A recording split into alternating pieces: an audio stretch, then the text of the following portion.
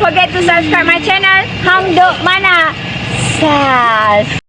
Assalamualaikum, selamat datang ke channel Hang Duk Mana. Mari kita dengar respon Iswadi Murni tentang isu kata Hadi. Kerjasama BNPN untuk PN Melaka mungkin lain. Saya baca detail lagi. Apa kata Hadi? Di Melaka mungkin lain ceritanya kerana di Melaka BN kosong dalam parlimen. Semua parlimen dimenangi oleh yang besarnya ialah PN PAS Bersatu, yang baki lagi DAP dengan PKR dan Amanah. Kalau tak, mari kita dengar apa kata Iswadi di akhir. Nanti kita komen macam biasa. Di Melaka bagaimana pula Ais?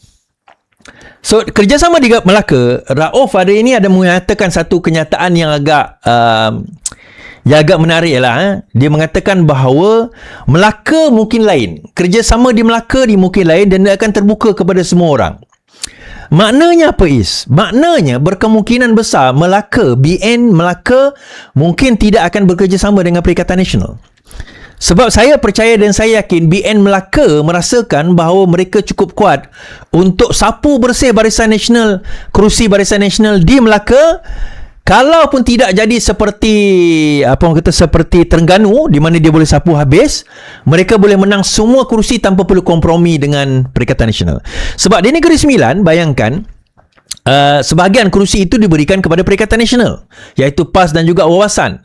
Tetapi di Melaka, Rauf yakin, saya rasa lah, yakin bahawa dia tidak perlu bekerjasama dengan sesiapa. Tapi ini subjek kepada rundingan yang dilakukan oleh PAS Perikatan Nasional dengan Barisan Nasional lah. Sebab itu Haji Hadi hari ini mengatakan kerjasama BNPN untuk PRN Melaka mungkin lain, kata Hadi.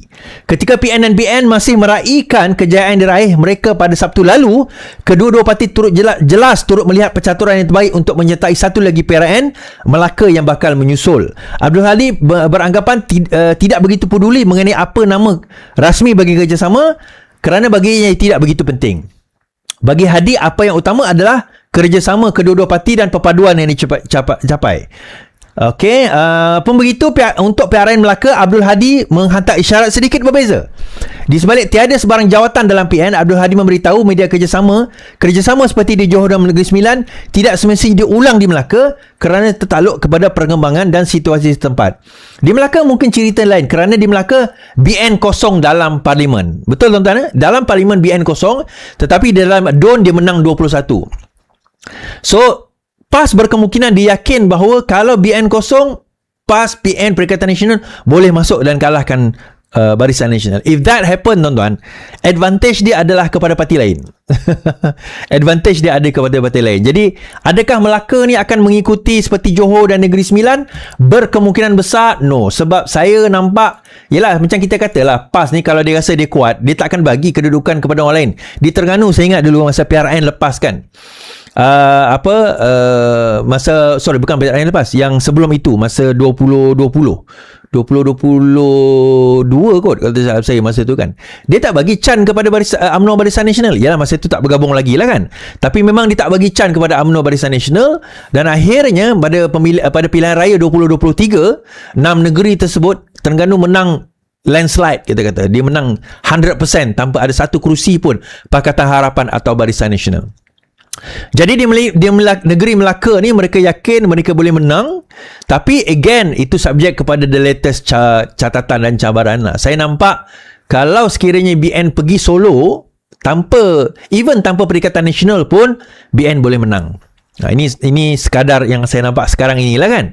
So, nombor 2 berkemungkinan Perikatan Nasional, nombor 3 adalah PKR, Pakatan Harapan. Kecuali di tempat DAP. Tempat DAP di Negeri Sembilan dan Negeri Melaka, kawasan DAP masih dilihat sebagai kuat, tuan-tuan, masih dilihat sebagai kuat. Baik, habis kat situ. So, saya nak cerita sikit tentang kenyataan Fuziah Saleh kan. Kenyataan Fuziah Saleh, 16 Ogos DAP akan memesyuarat stay atau keluar dari kerajaan.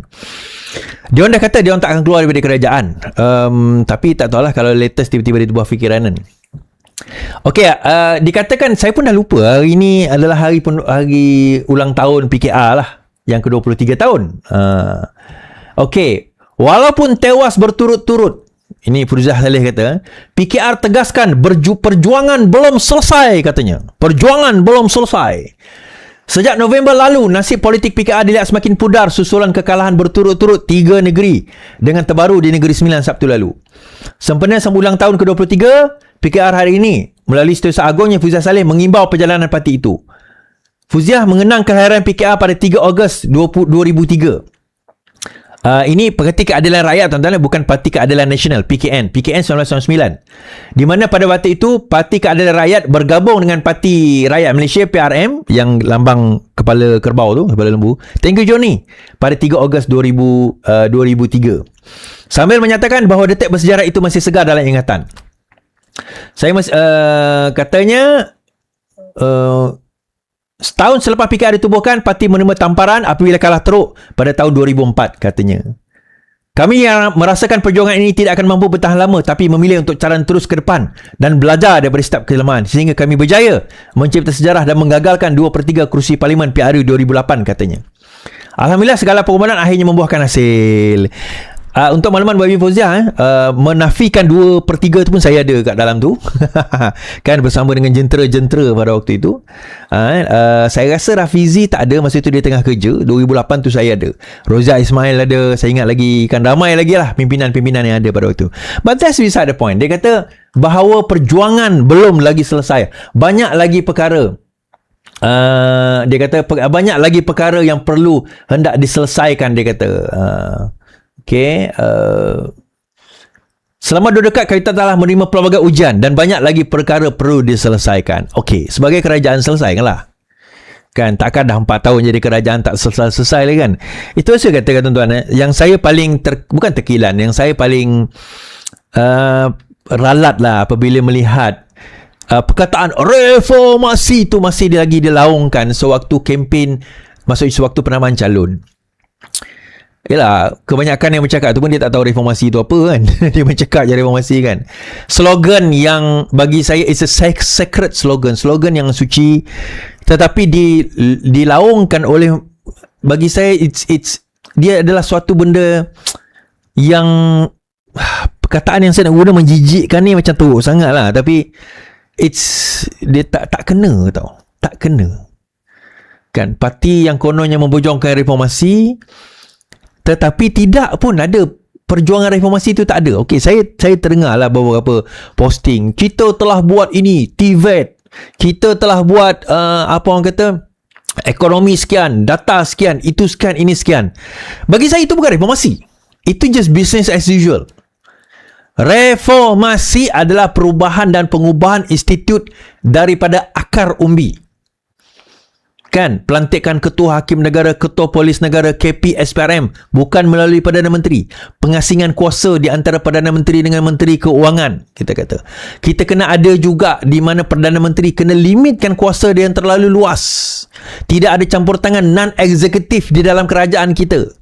Sepatutnya mereka yang tidak dipilih tidak boleh ada kuasa dan say di dalam negara kita dan mesti berpandukan kepada perlembagaan negara. Kan, bagaimana orang yang tidak ada kuasa dan jawatan di dalam kerajaan tiba-tiba boleh mengatur pula hala tuju.